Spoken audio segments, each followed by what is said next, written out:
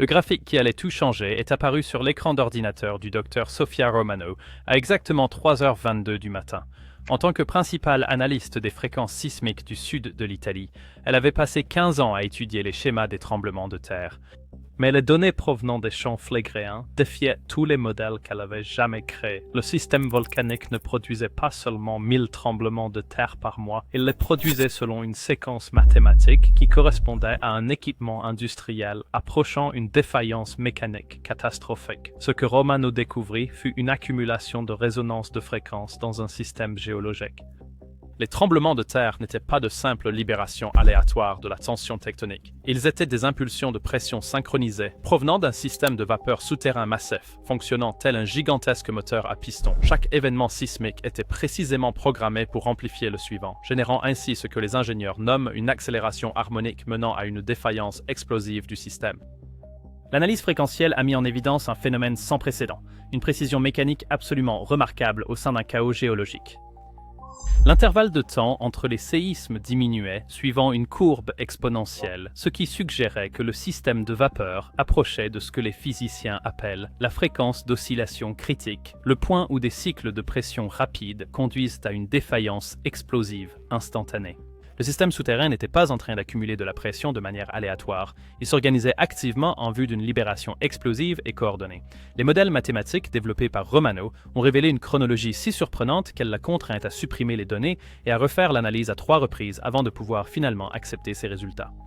Si l'accélération de la fréquence se maintenait aux cadences actuelles, le système de vapeur atteindrait un point d'oscillation critique en l'espace de quelques mois seulement et non d'années. Mais voici ce qui l'a terrifié le plus profondément. Si ce système souterrain opère déjà avec une telle précision mécanique, qui ou quoi est réellement en train de contrôler le cadencement? Comment peut-on prédire une défaillance explosive lorsque la fréquence des séismes suggère l'existence d'une intelligence derrière cette accélération sismique? Et que se passe-t-il quand près d'1 million de personnes découvrent qu'elles vivent au-dessus d'un système de vapeur qui compte à rebours jusqu'à une décompression explosive avec une précision mathématique? Les scientifiques qui étudient les campi Flegrei affirment que le véritable danger ne réside pas dans les tremblements de terre que l'on peut ressentir, mais plutôt dans un schéma de fréquence sismique qu'il est impossible de percevoir sans une analyse très approfondie. Cette progression mathématique cachée opère en profondeur sous l'un des volcans les plus actifs et les plus surveillés d'Europe. S'étend à des régions densément peuplées, où près d'1 million de personnes vivent sans le savoir au-dessus d'un système géologique qui fait preuve d'une précision d'ingénierie mécanique. Selon le docteur Flora Giudice Pietro, de l'Institut national de géophysique et de volcanologie d'Italie, ces essaims sismiques en rafale se manifestent par des séquences rapides de séismes se produisant à des intervalles extrêmement courts. Nous avons enregistré 18 500 séismes entre 2021 et 2024, avec une accélération récente à plus de 1000 événements par mois. Son analyse révèle que cette accélération suit des courbes mathématiques habituellement observées dans des systèmes mécaniques en approche de défaillance et non des processus géologiques aléatoires. L'Adré Tiziana Venereo, de l'Université de Stanford, nous explique la nature tout à fait inédite de ce modèle de fréquence. Le comportement récurrent des réservoirs en surpression suggère un cyclage de pression coordonné qui s'accélère conformément à des modèles mathématiques prévisibles. Il ne s'agit pas d'une simple agitation volcanique aléatoire, mais d'une préparation systématique en vue d'une décompression explosive. Les simulations en laboratoire de son équipe montrent que lorsque les systèmes géothermiques atteignent une résonance de fréquence, une rupture explosive survient dans les heures qui suivent l'atteinte d'une oscillation critique. Les données sismiques actuelles confirment une nette accélération de la fréquence. Les intervalles entre les tremblements de terre ont considérablement diminué, passant d'événements mensuels en 2020 à des événements quotidiens en 2023, puis à de multiples événements par jour en 2024. Chaque secousse se produit désormais avec une précision mathématique étonnante, espacée à des intervalles très spécifiques qui créent une résonance harmonique parfaite dans les chambres de vapeur souterraines. Les mesures GPS révèlent un mouvement de terrain coordonné qui suggère que l'ensemble de la caldeira de 15 km oscille comme un système mécanique unique. Voici comment le mécanisme de résonance de fréquence fonctionne réellement. Lorsque la vapeur sous pression s'accumule dans les chambres souterraines, elle génère des cycles d'oscillation naturels, la pression augmentant et diminuant à chaque petite libération. Normalement, ces cycles sont aléatoires et chaotiques. Dans la région des champs phlegréens, les oscillations se sont synchronisées entre plusieurs chambres, créant ce que les physiciens appellent une résonance forcée, où chaque impulsion de pression amplifie la suivante dans un cycle qui s'auto-renforce. Ce processus fonctionne comme un diapason souterrain de taille massive. Chaque tremblement de terre représente une impulsion de pression qui voyage à travers des chambres interconnectées, créant des vibrations qui se synchronisent avec les impulsions précédentes. À mesure que la fréquence augmente, ces vibrations synchronisées mènent à ce que les ingénieurs nomment la défaillance par résonance, le point où les oscillations deviennent si intenses qu'elles détruisent le système de confinement. Ce qui rend cela particulièrement dangereux, c'est l'accélération exponentielle désormais documentée par l'analyse de fréquences. Chaque cycle se produit à une vitesse supérieure au précédent, ce qui génère une boucle de rétroaction où une augmentation de la fréquence provoque une accumulation de pression de plus en plus rapide, ce qui mène à des oscillations dont la fréquence est encore plus importante. La progression mathématique suit ce qu'on appelle une courbe de défaillance en cascade, un schéma qui se termine toujours par une panne système instantanée. L'augmentation de la fréquence montre que le système de chauffage est entré dans la phase finale de l'accélération des résonances. La tendance actuelle suggère que l'oscillation critique, c'est-à-dire le point où les pressions synchronisées deviennent trop fortes et dépassent la capacité du système à les contenir, peut survenir lorsque les intervalles entre les chocs se réduisent, passant de plusieurs heures à seulement quelques minutes. Sur la base des accélérations actuelles, ce seuil pourrait être atteint dans quelques mois. L'histoire montre ce qui se passe quand les systèmes souterrains de campi Flegrei atteignent une fréquence d'oscillation critique. La dernière éruption majeure, en 1538, a commencé avec des modèles même sismiques qui ont suivi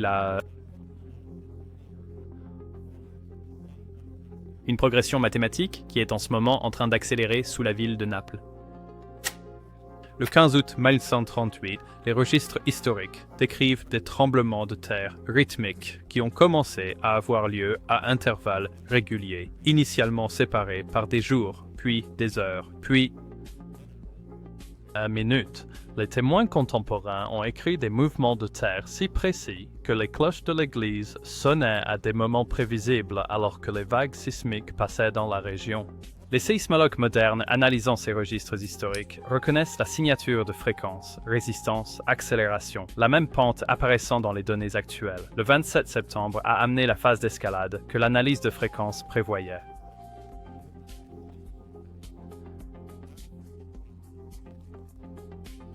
L'intervalle entre les secousses sismiques s'est réduit progressivement, passant de minutes à de simples secondes, donnant naissance à ce que les témoins ont qualifié de musique instrumentale terrestre, un grondement rythmé qui suggérait l'existence de machines souterraines massives, fonctionnant à une vitesse toujours plus croissante.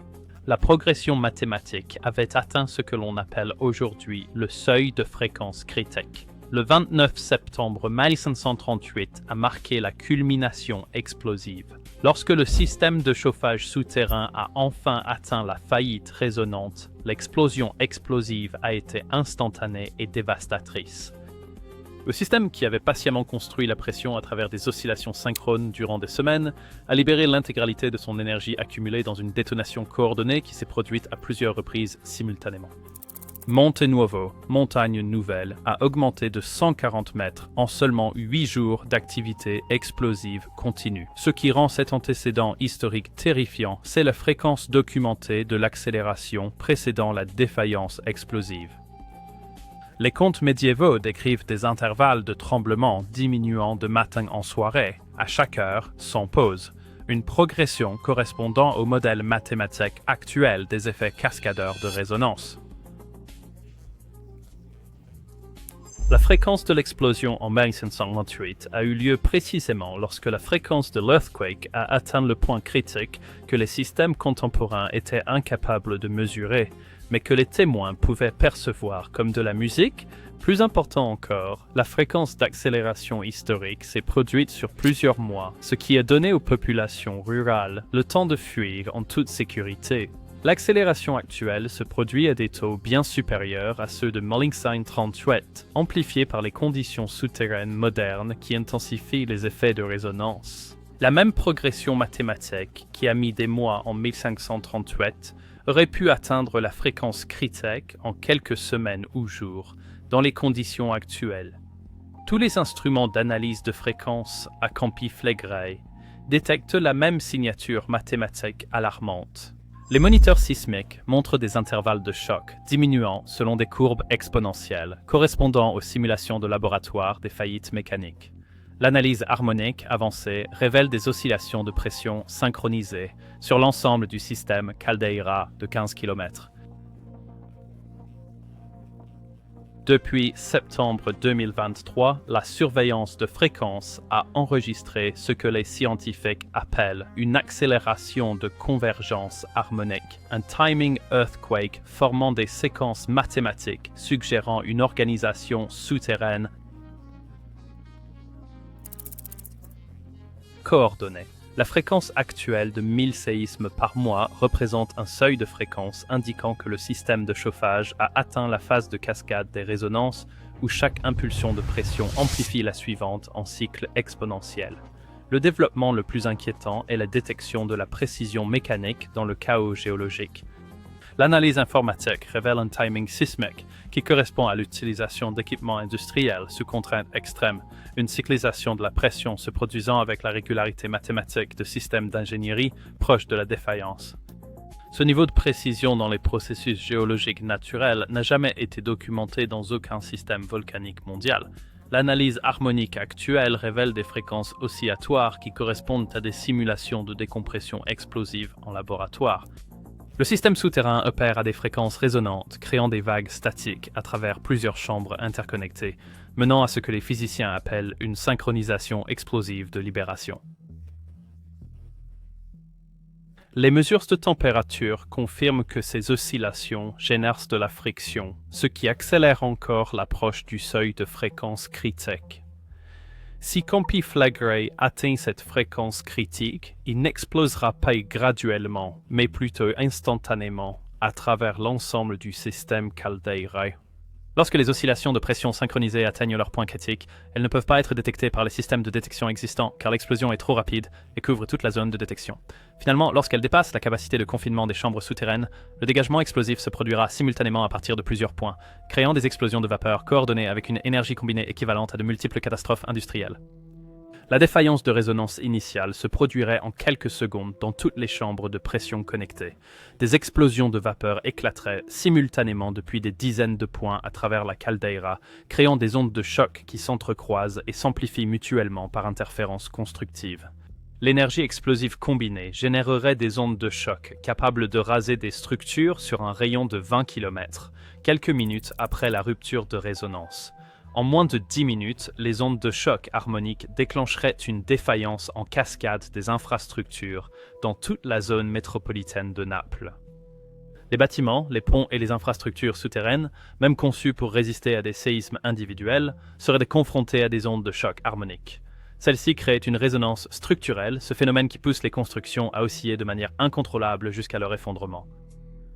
La fréquence des ondes de choc explosives correspondrait aux fréquences naturelles des structures en béton et en acier, garantissant ainsi des dommages structurels maximaux. Les colonnes d'explosion de vapeur elles-mêmes provoqueraient une catastrophe atmosphérique immédiate. Des éruptions synchronisées, issues de multiples points distincts, produiraient des panaches de vapeur qui s'entrecroiseraient mutuellement pour ensuite fusionner en une seule et unique colonne massive, s'élevant à des altitudes qui dépasseraient les 25 km.